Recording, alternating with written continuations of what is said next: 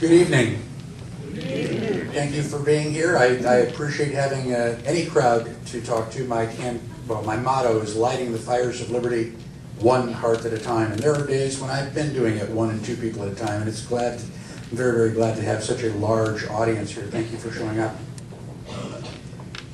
America is changing. 10 to 15 years ago, I had most of the people that would listen to me tell me to be quiet and sit down. Tonight, I have been invited to be your keynote speaker. And the thing that is important about all of this is that I'm saying the same thing tonight that I was saying 10 or 15 years ago. America is realizing that the government is out of control and that we need to do something about it. I was asked specifically to touch on the topic of healthcare, and I will do that eventually. But I want to focus on something that is more fundamental than that. Most, if not all, of our political problems in the United States stem from one simple fact, and that is most Americans do not know or understand the difference between rights and privileges.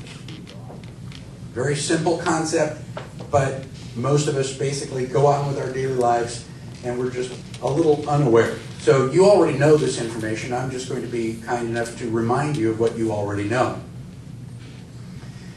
A right is defined in Black's Law Dictionary as a power, privilege, faculty, or demand inherent in one person and incident upon another. The definition of inherent is some defining characteristic. Most people say, well, it's something that you're born with. And yes, that is true, but it is a defining characteristic. Imagine, if you will, I'm holding this large brick of lead. If I were to ask, what can you tell me about my brick of lead? Almost everybody in the room would know that it's heavy. Only those of us who have graduated with the study of chemistry would know anything about its atomic weight or anything else, but the only thing relevant to most of us about lead is that it is heavy. Now, is it possible to take this brick of lead, put it into a vacuum, and suck all the heavy out? No. You can't take that brick of lead, put it into a microwave oven, and just zap it for a couple minutes and have that brick of lead come out light and fluffy. Lead is heavy. Heavy is an inherent characteristic of the lead. If it's not heavy, it's not lead. So the important thing for you to know is that your rights are inherent in you. They're a part of you. We can't stick you in a vacuum and suck your rights out. I don't care how long you sit in a microwave. We can't, cook all the rights out of your body. You have individual rights. It's the only kind of rights that exist. They are inherent in you. Now, when I teach my classes, I often ask my students, do the people in China have a right to life? Unanimously say, well, yes, absolutely. And I point out that China does not have a constitution. China does not have a Bill of Rights. The people in China do not have a government that respects their right. So then how possibly could the people in China, 1.5 billion Chinese people, how could they possibly have a right to life? It's because it is inherent in them. Those people are currently alive, and they have a right to be alive. This is something that we kind of, take for granted. And it really frustrates me. One of the reasons that I got motivated to run for office and to teach a class on the Constitution is because I had so many people telling me that, oh, First Amendment gives me freedom of speech. No, it doesn't. If I tell you to sit down and shut up, and you do, what good is the First Amendment? Where's your freedom of speech? I have lots of people, the one that really irritates me is, oh, the Second Amendment gives me the right to keep and bear arms. No, no it doesn't. Because if that were true, they could get rid of the Second Amendment and I would no longer have a right to keep and bear arms. All of my rights are inherent in me. Now, what is the opposite of a right? The opposite of a right is a privilege. A privilege is a particular and peculiar benefit or advantage enjoyed by a person, company, or class beyond the common advantages of other citizens. Let me simplify that for you. A privilege is something that someone or some entity of higher authority allows you to do.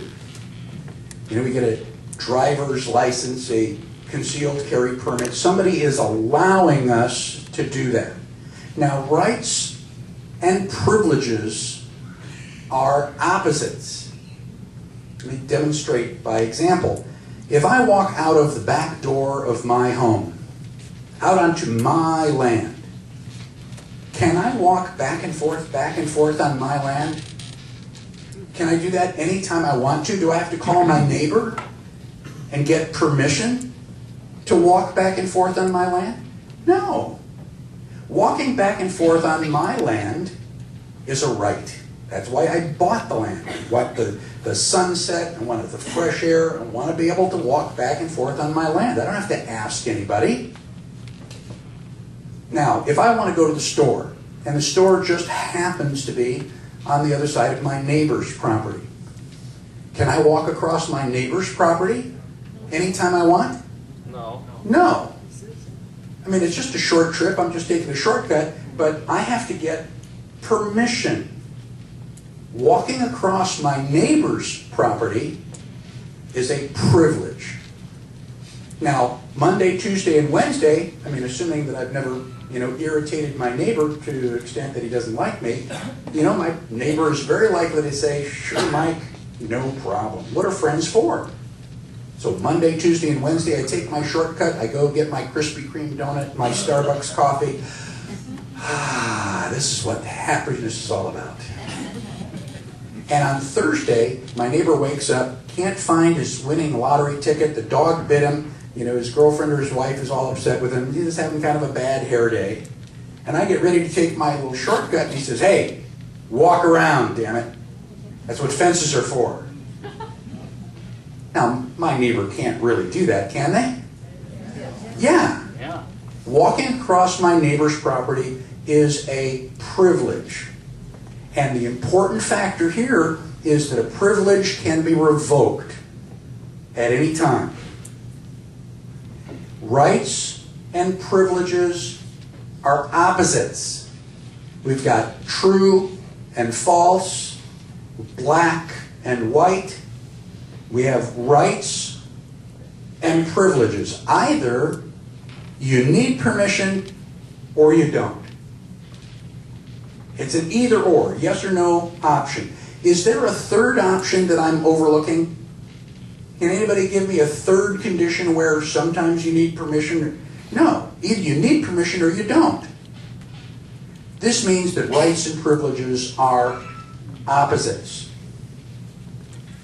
Now there are three corollaries. The corollary is something which is true, assuming that the first statement was true. And the first statement is that rights and privileges are opposites. Now the three corollaries are all of your rights derive from property. Every right has an inherent responsibility, and the only limitation on your rights are the equal rights of others.